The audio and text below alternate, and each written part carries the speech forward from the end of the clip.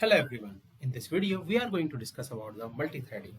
So what is the meaning of the multi-threading? So means at a time, if we want to perform many operation, then in that case, this multi-threading help. For an example, you are seeing or working on a computer. So at a time you can do what you can do, like you can play your Google Chrome, you can start working on MS Word, and you can perform some other operation at this time only. So how it work in back end, what happened, like every operation which we are going to do, it assign one thread, and that thread is basically responsible to perform that particular task.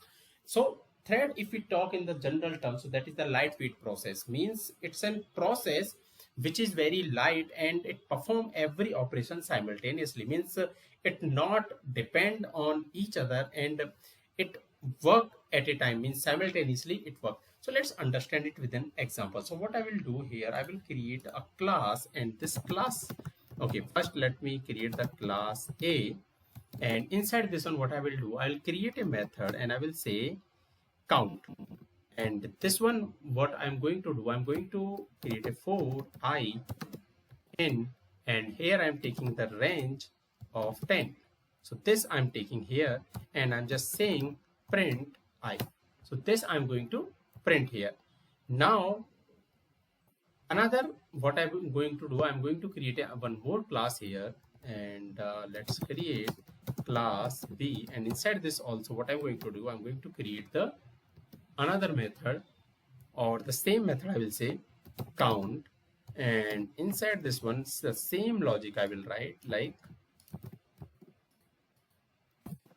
it is also printing 1 to 10. So this way, okay. So to differentiate it, what I will do here, let me, instead of this one I will say, otherwise 1 0 we will not understand.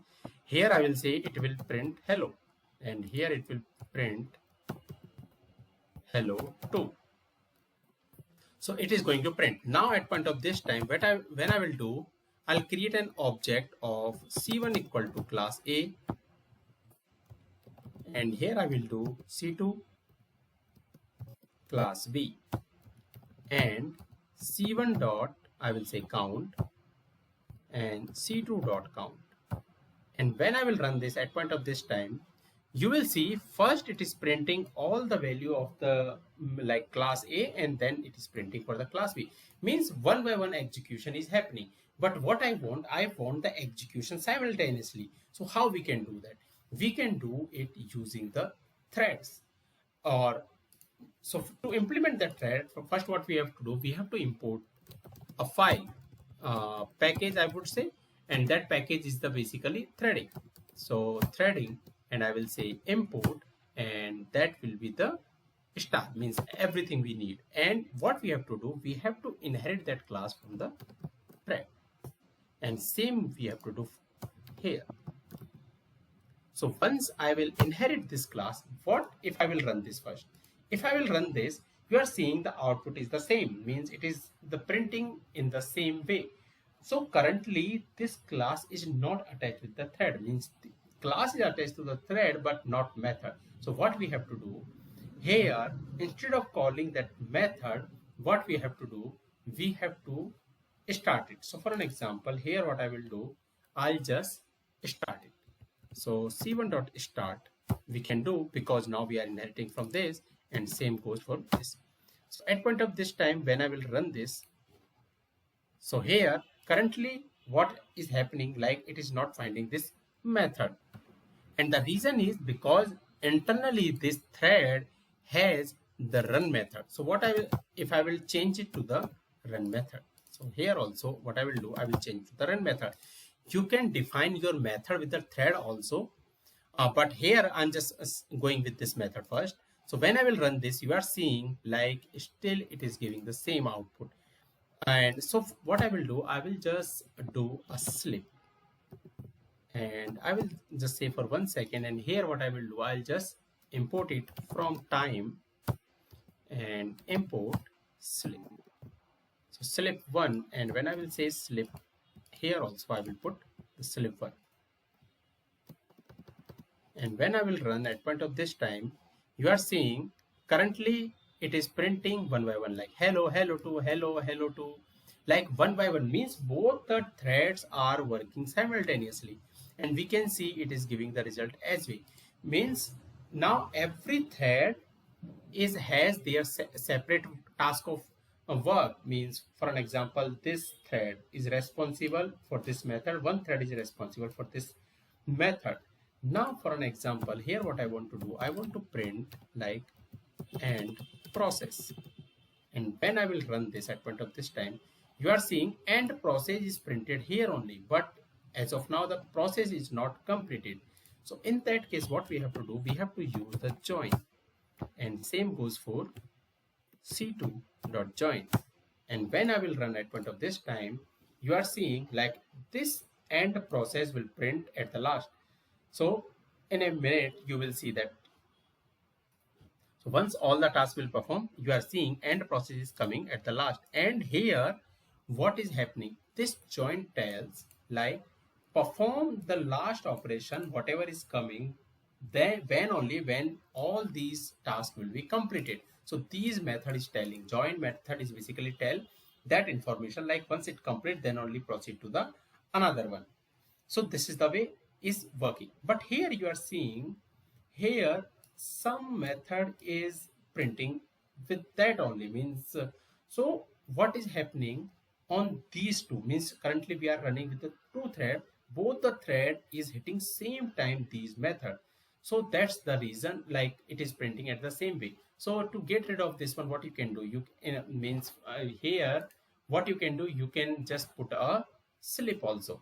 Means if you want here, just you can put for like 5 millisecond. If I will put, in that case what will happen, it will not going to do, means we are just giving the time. But in the big applications where like some method takes some time, in that scenario this multi-threading is very helpful. So currently here we define it using this run, means that is the internal method. So that we have done. What if I want to create a different method and I want to call that one? So in that case, okay, so to understand it in the different way, what I will do, I'll just get rid of these first classes. Okay, and here what I will do, let me create one method, and this I'm just saying print num, and what I'm going to take, I'm going to take any name here, and let's print for I in, and I will say range of 5. This I'm going to take here, and then print, I'm just saying like f, and here I'm saying thread name, and I'm saying is printing of I. So this what I'm saying. Now what I will do to call this one, what I will create an object of the thread. So first I will say thread1 equal to, and here I will say threading dot thread, and inside this one what it take, first it take the target, means for which method we are going to print. So print num, here we have to pass the parameter. So instead of this, how we pass the parameter, comma args, and inside this one what I will say, I'll say like I'm just passing the a. So this what we have to do.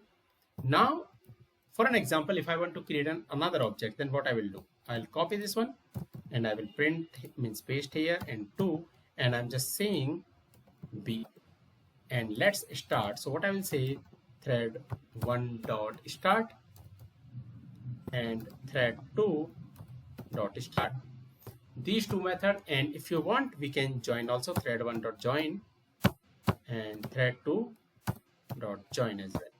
So this we can do. So at point of this time, when what I will do, when I will try to run this, so when I will run this, so you are seeing thread A is printing 0, thread B is printing 0, then thread A. And the reason is obvious. If you will put the slip here, for an example, after every call, if you want, you can do the slip for 1 second, and here you can do the slip for like 0.5. And when I will run this, here it is thread A is printing 0, thread B, thread A. So it is working simultaneously, and this is the way what we can do. We can call even the method also.